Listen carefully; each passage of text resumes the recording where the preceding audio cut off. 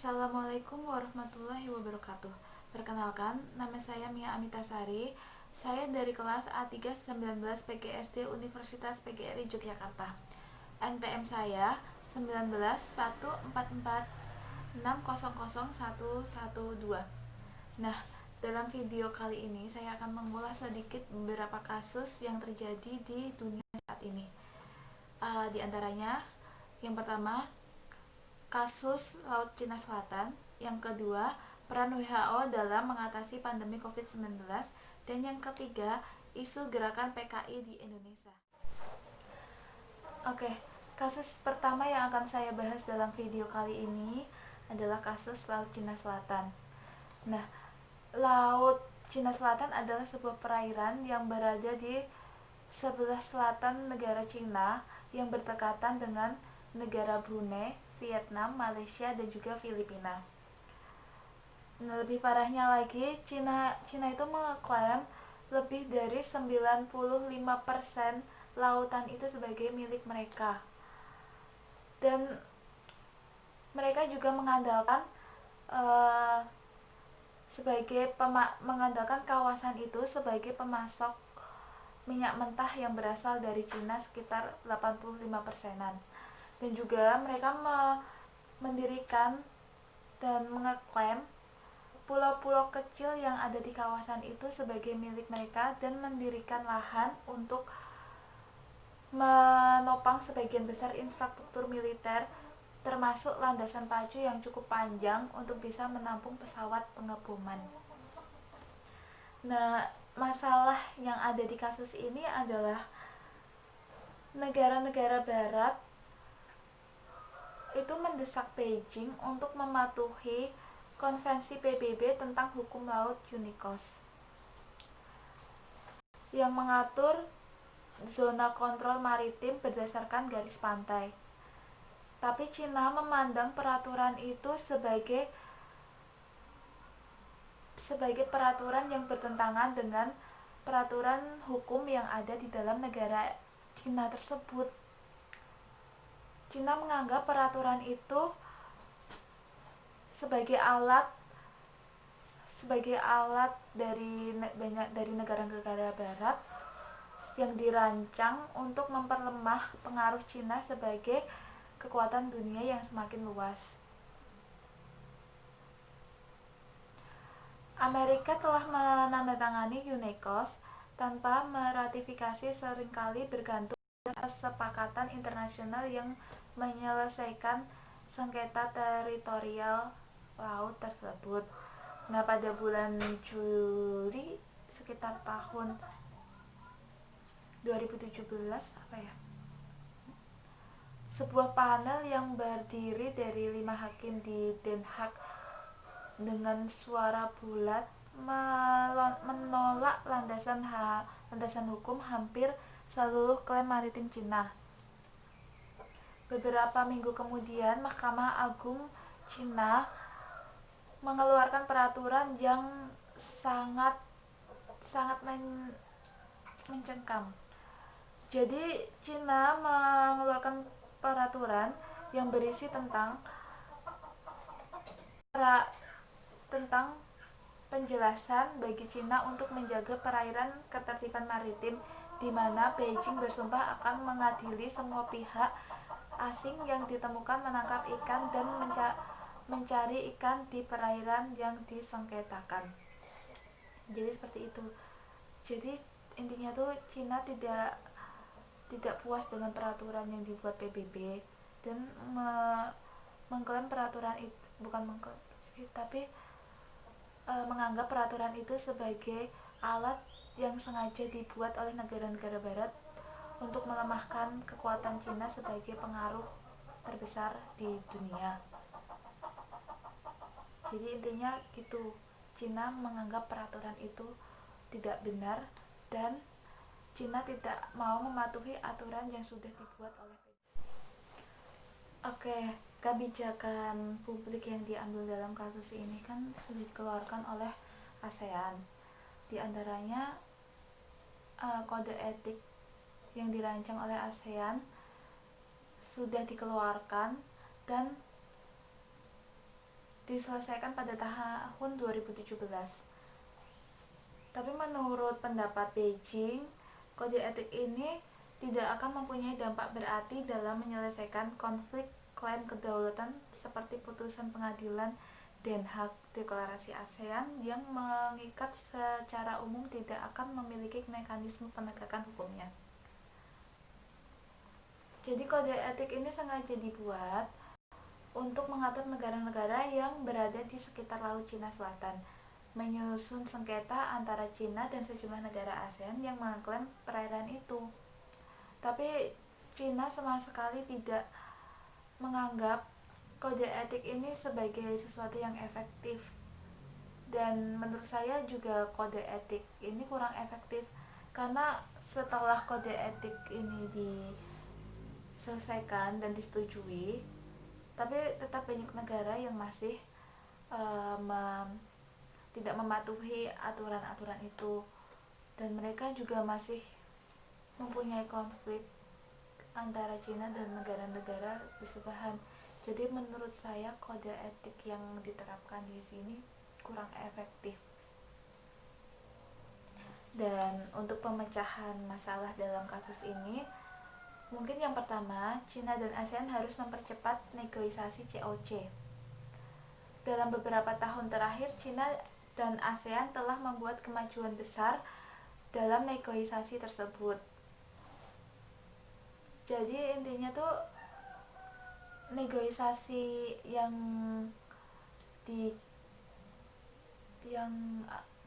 dikerjakan oleh Cina dan ASEAN harus dipercepat, karena negosiasi ini sangat penting bagi kedua banyak negara. Dan yang kedua, Cina dan ASEAN harus mempromosikan kerjasama maritim dan mencapai kemajuan yang lebih besar dalam membuat terobosan. Misalnya, Cina dan ASEAN dapat membahas kemungkinan melakukan survei bersama terkait sumber daya ikan dan berbagi informasi tentang langkah-langkah konferensi umum. Langkah-langkah ini akan membantu membangun mekanisme kerjasama perikanan di antara negara-negara sekitar. Dan yang ketiga, Cina dan ASEAN harus meningkatkan kerjasama keamanan maritim. Bidang ini juga memiliki potensi yang sangat besar bagi banyak negara, terutama Cina.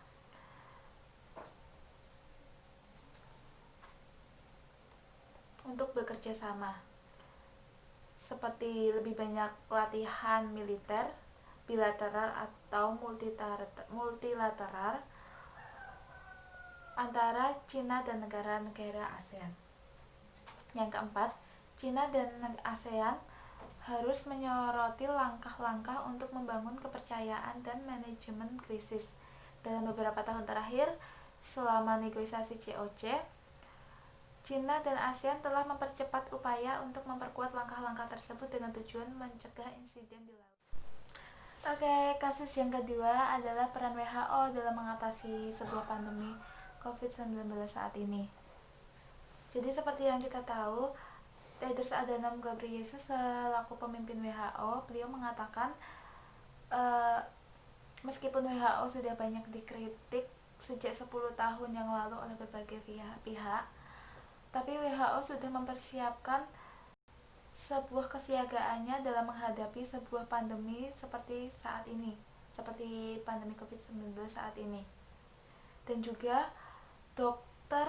Budiono Santoso sebagai mantan eksekutif WHO yang bergerak di bidang kebijakan obat-obatan dan pakar farmakologi klinik, beliau mengatakan secara periodik beberapa negara melakukan latihan bagaimana cara menangani pandemi, bagaimana mengkoordinasi, bagaimana menangani human terdeteksi kasus, bagaimana surveillance-nya, bagaimana pencegahan publik health-nya, sampai hal-hal yang sangat kecil semua ada dalam platform WHO.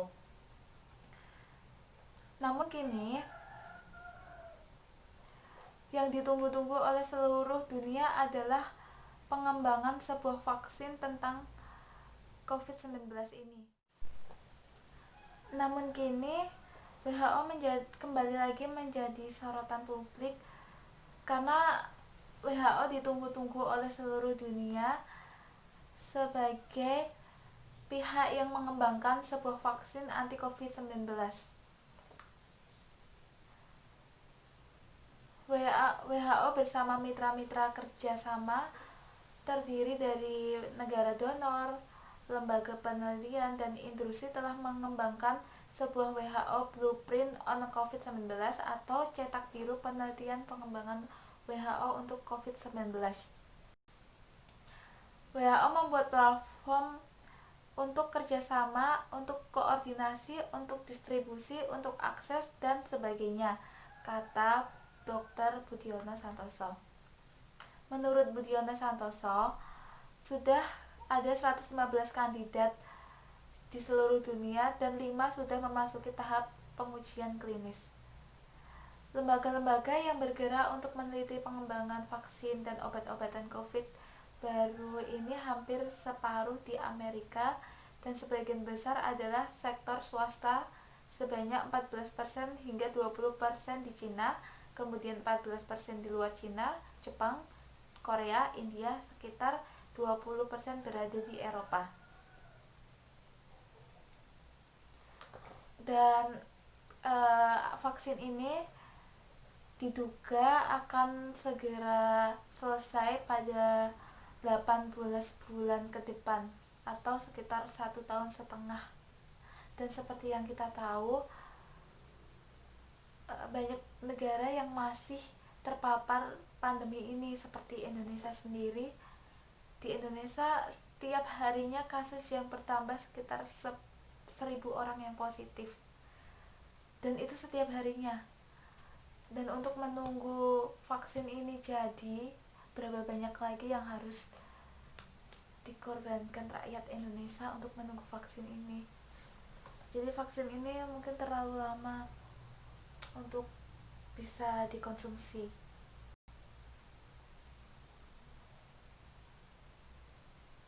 Tapi WHO juga mempunyai alasan kenapa vaksin ini benar-benar harus diuji secara klinis dan benar-benar harus melalui penelitian yang sangat panjang. Mengingat inisiatif penelitian dan pengembangan ini adalah sektor swasta, maka untuk menjadikan vaksin anti COVID itu sebagai obat yang terjangkau oleh masyarakat umum, perlu ada pengaturan baru berupa lisensi sukarela atau kepemilikan kolektif atas paten vaksin yang dihasilkan. Hal ini sedang diusahakan oleh WHO bersama mitra-mitra internasional yang lain. Dan kebijakan publik yang ada dalam kasus ini adalah, menurut saya, kebijakan publik yang telah diambil oleh masing-masing negara dan WHO sendiri sudah baik, sudah efektif. Tapi kembali lagi kepada masing-masing negaranya itu bisa mengikuti aturan yang sudah diberikan atau tidak. Karena banyak kasus di negara yang berhasil mengantisipasi pandemi ini dan ada juga negara yang bisa dibilang gagal.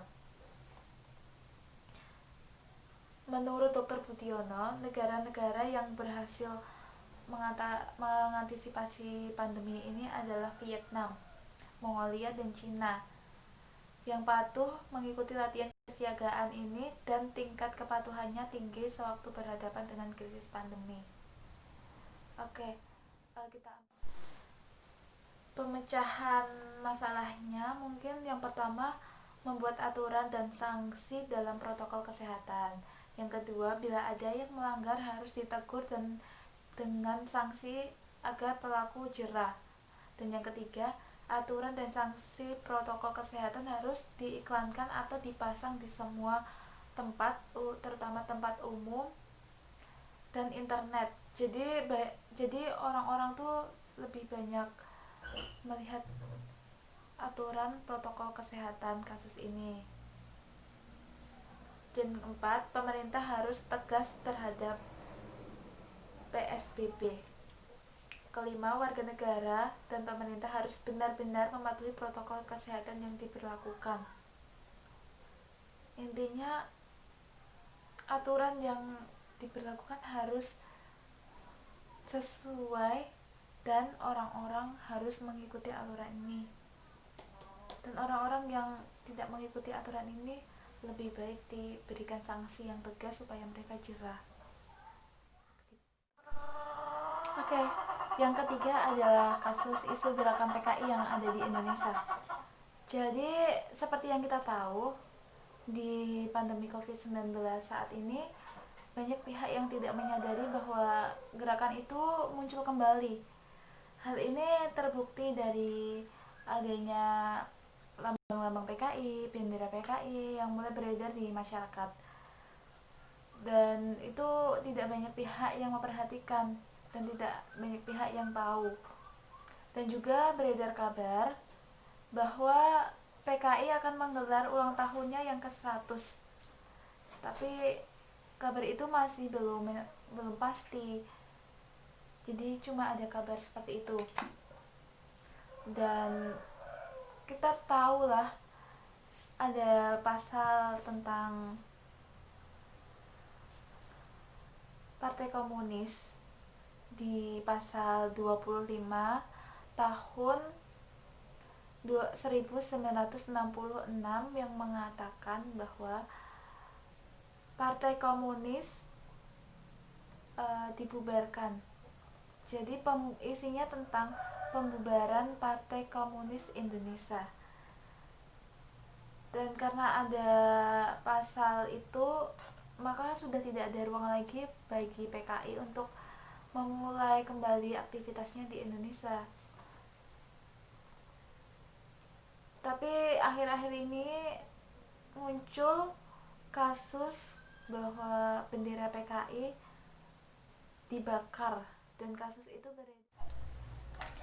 Nah, kebijakan publik yang diambil dalam kasus ini jadi begini, ada beberapa tuduhan untuk negara Indonesia bahwa Indonesia lebih mengutamakan menyelesaikan kasus pandemi ini dan mengabaikan Partai Komunis Indonesia. Dan tuduhan itu tentulah tidak benar karena sudah ada undang-undang yang diberlakukan tentang komunis. Jadi pemerintah negara Indonesia sudah berusaha dan mengupayakan Indonesia bersih dari PKI atau Partai Komunis Indonesia.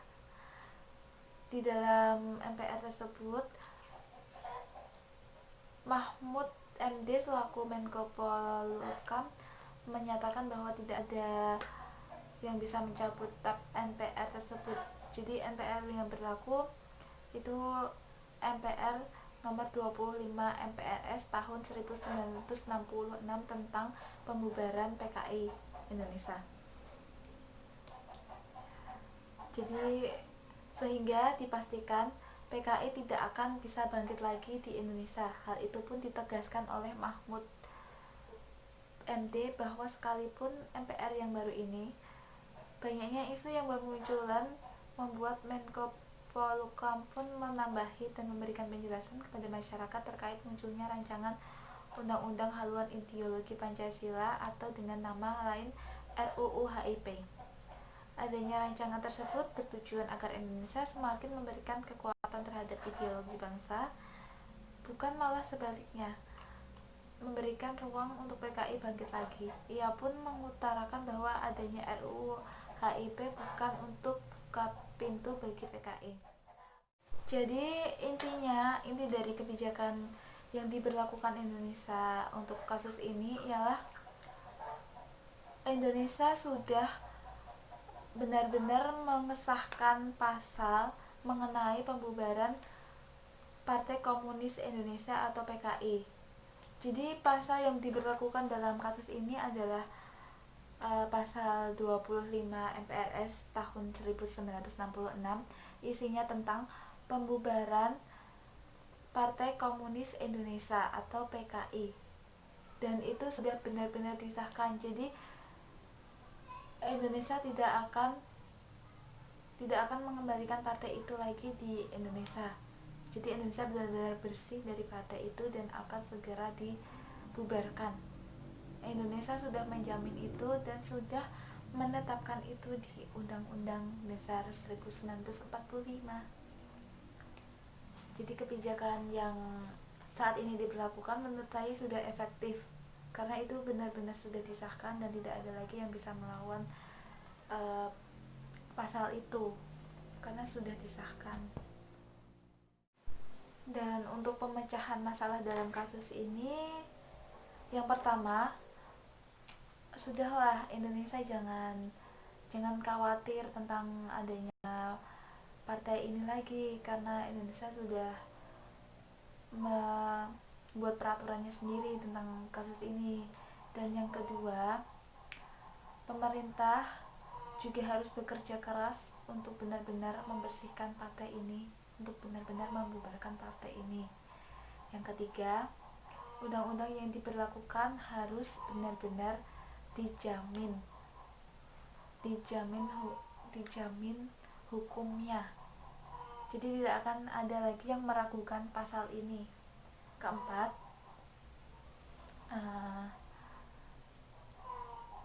orang-orang yang ada di partai ini lebih baik dibubarkan atau mereka diberi pelatihan khusus tentang partai ini. Yang kelima, pemerintah dan warga negara harus bekerja sama supaya partai ini tidak akan bangkit lagi. Mereka harus memastikan dan harus benar-benar percaya bahwa ada undang-undang yang menangani kasus ini. Oke, yang terakhir 5 langkah upaya dari saya supaya upaya yang saya lakukan bisa diterima oleh masyarakat. Yang pertama, mungkin memberikan sosialisasi kepada pemerintah tentang cara-cara, langkah-langkah upaya yang saya berikan tadi, supaya masyarakat mau menerima dan mau melakukan yang saya lakukan. Yang kedua, kita harus saling berkoordinasi dengan kepala daerah, kepala pemerintah, supaya kita bisa lebih leluasa lagi dalam menyampaikan usulan yang kita pikirkan kepada pemerintah. Yang ketiga, mungkin kita men-share, kita membagikan langkah-langkah yang harus kita lakukan supaya orang-orang atau masyarakat di dunia atau di Indonesia mengerti, tahu tentang langkah-langkah yang akan kita lakukan. Yang keempat, mungkin kita harus membuktikan kepada pemerintah bahwa langkah-langkah yang kita lakukan itu bagus dan akan berhasil. Seperti di pandemi COVID-19 tadi, kita harus melakukannya di masyarakat kecil dahulu, lalu kita amati, dan kalau misalkan berhasil, kita harus memberikan bukti kepada pemerintah atau data-datanya kalau kita berhasil. Yang kelima, kita harus menyerahkan semua data-data apa yang harus kita lakukan dalam bentuk data, dan harusnya data itu lebih meyakinkan lagi dan konkret supaya pemerintah benar-benar yakin. Intinya kita meyakinkan pemerintahan dengan menggunakan data-data. Mungkin seperti itu yang bisa saya sampaikan. Kurang lebihnya saya minta maaf. Wassalamualaikum warahmatullahi wabarakatuh.